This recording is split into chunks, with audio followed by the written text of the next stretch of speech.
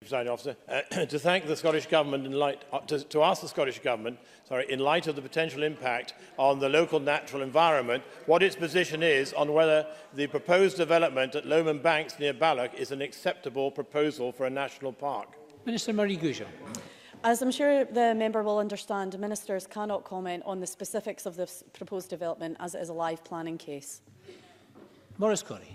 I thank the Minister for her reply. Nevertheless, tourism does not mean that we have to have commercialisation at the expense of the quality of life of local residents. Surely the Minister would agree with me that the Loch Lomond and Trossachs National Park must put residents of Balloch and area first and foremost, particularly when Visit Scotland's trend document, which states that Visit Scotland recognises that, and I quote, friendly locals add to a tourism experience and living in a tourist area has an impact on people's lives.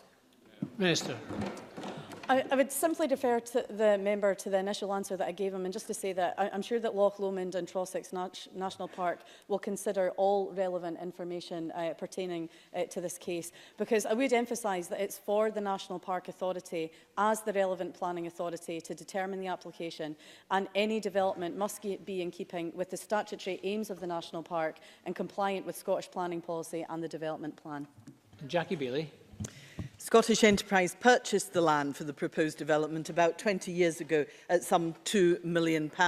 Now I understand that they intend to sell it for £200,000 to Lomond Banks, a significant difference. Indeed, Lomond Banks are likely to receive a grant, so public funds could be used to pay them to develop this area. Does the Minister regard this as an appropriate use of public resources, and will she consider with planning colleagues whether to call this application in, which would provide confidence in the decision-making process? Minister.